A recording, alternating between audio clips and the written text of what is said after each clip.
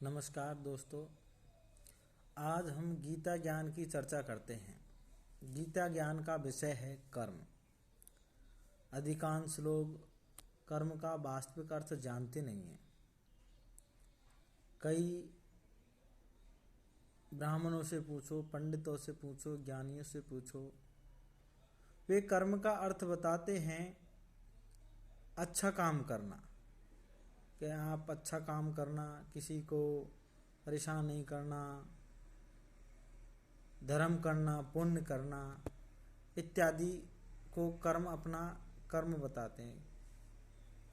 जैसे अब कर्म अच्छे भी होते हैं, बुरे भी होते हैं। अच्छा नहीं करना, बुरा नहीं करना, लेकिन वास्तविकता ये है भाइयों,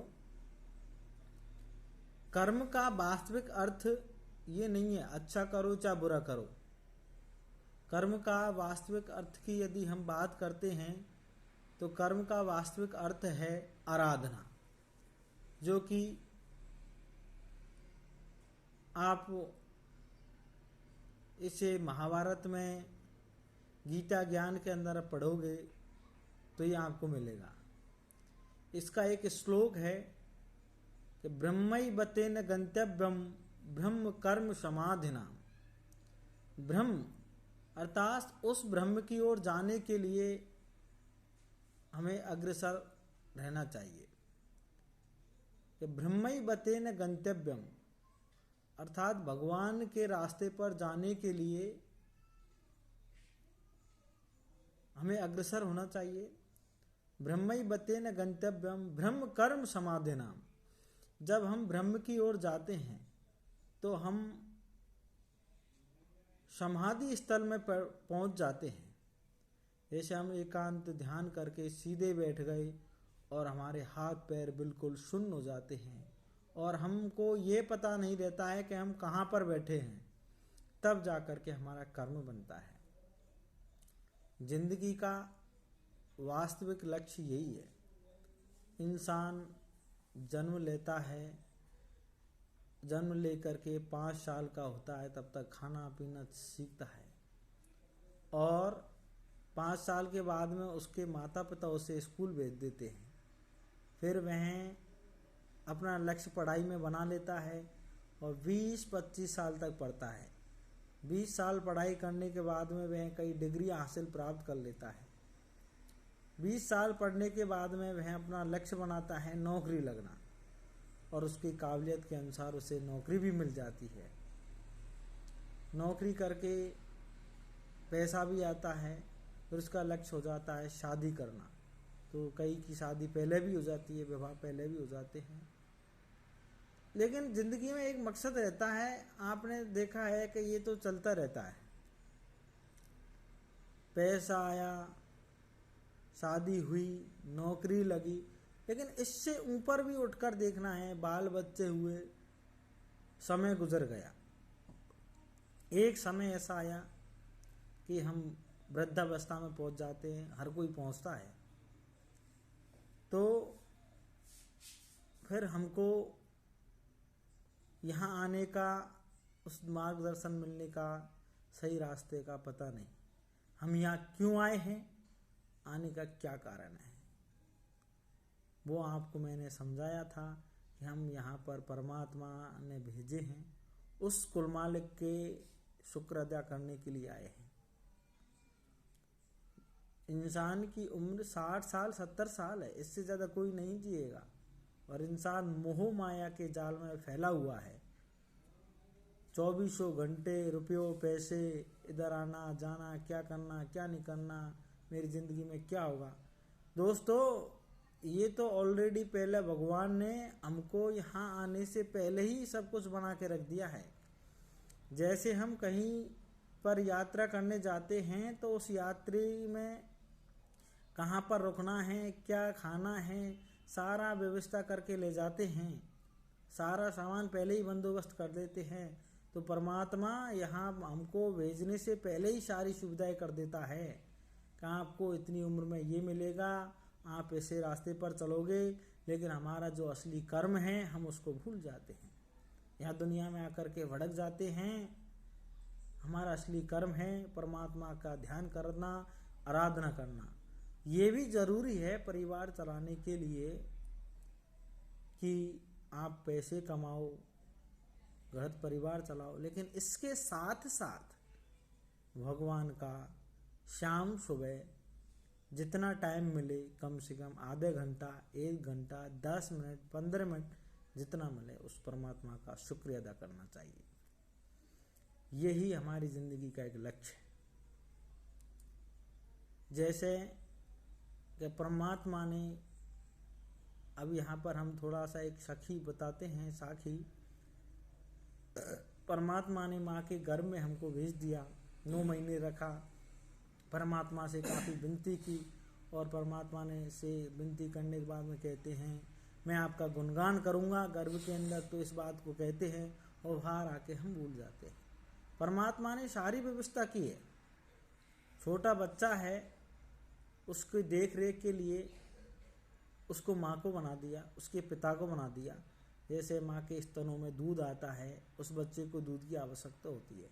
धीरे धीरे थोड़ा बड़ा होता है, उसके माता पिता उसके संरक्षक बन जाते हैं, और थोड़ा बड़ा होता है उसके दोस्त बन जाते हैं, धीरे धीरे वे कमाने लग जाता है। ऐसे करके प्रकृति ऑटोमेटिक, भगवान सारी चीज़ों को चलाता है। तो फिर हम फिक्र क्यों करें? परमात्मा ने जो दिया है अपने नसीब में लिखा है, जैसा लिखा है अवश्य मिलेगा, जरूर मिलेगा।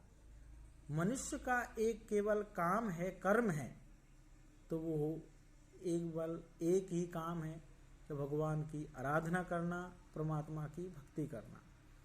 बाकी इंसान नहीं चाहते हुए भी प्रकृति उससे स्वयं ऑटोमेटिकली सब कुछ करा लेती है। केवल इंसान का एक काम है, वह कर सकता है, तो भगवान का नाम, उस परमात्मा का शुक्रिया अदा करना। इंसान नहीं चाहता है, फिर भी प्रकृति उससे करवा लेती है। धीरे धीरे भूख लगती है, इंसान नहीं चाहता है, लेकिन फिर भी भूख मिटाने के लिए इंसान को कुछ कर्म करना पड़ता है। तो इसलिए हमें इस बात को, कई लोग ऐसे ही समझते हैं, लेकिन इसका वास्तविक अर्थ यही है कि परमात्मा का यदि जिसने शुक्रिया अदा नहीं किया, वो पशुओं की तरह आया और पशुओं की तरह गया।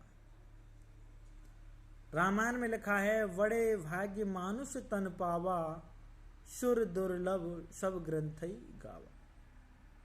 कि जो मनुष्य का शरीर है बड़े भाग्य से मिलता है, और इसके लिए सुर बोलते हैं देवी देवता। देवी देवता भी तरसते हैं, वो भी कहते हैं भगवान आप एक बार हमें मनुष्य का शरीर दीजिए, क्योंकि मनुष्य का जो शरीर है वो अंतिम सीढ़ी है। यहाँ से आप चढ़ गए तो उस परमात्मा में लीन हो जाओगे, और यहाँ से फिसल गए पता नहीं आपका जन्म कहाँ मिले, दोबारा मनुष्य का मिले ना मिले, और मिल भी गया तो ऐसी जगह मिले कि आपको भगवान का शुक्रिया अदा करने के लिए कुछ भी ना मिले। तो इसलिए मेरा आपसे अनुरोध है, भगवान का ध्यान करना चाहिए। ध्यान करने से मन शांत रहता है, बुद्धि का विकास होता है, सज्जनता आती है, सहजता आती है। तो ये जो चीज़ है वो भगवान के ऊपर छोड़ करके हमें अपने कर्म पर ही लीन रहना चाहिए। अर्थात हमें हमेशा भगवान का शुक्रिया अदा करना चाहिए। यही हमारा एक साथ देगा, यही हमारा एक साथ जाएगा। सभी कामों को करते हुए इस काम को भी करना चाहिए।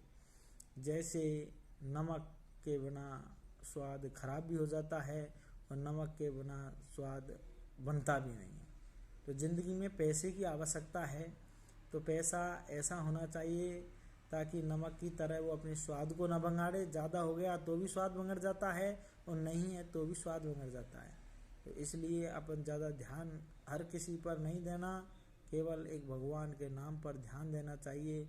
और तो परमात्मा ने जो लिखा है वो अपन को अवश्य मिलेगा, ज़रूर मिलेगा, ये मेरा पूरा विश्वास है। और आप कभी कभार ऐसा देखते हैं कि हम कुछ करते हैं और कुछ होता है, कभी कभार क्या ऐसा हर बार होता है। तो ये क्या है? ये भी एक परमात्मा की एक अनुपम कृपा है, एक लीला है। तो मैं आपसे ऐसा ही कहना चाहता हूँ कि भगवान का ध्यान किया करो। भगवान के ध्यान के बिना कुछ नहीं हो सकता है। भगवान का ध्यान ही हमें उस परमात्मा से मिला सकता है।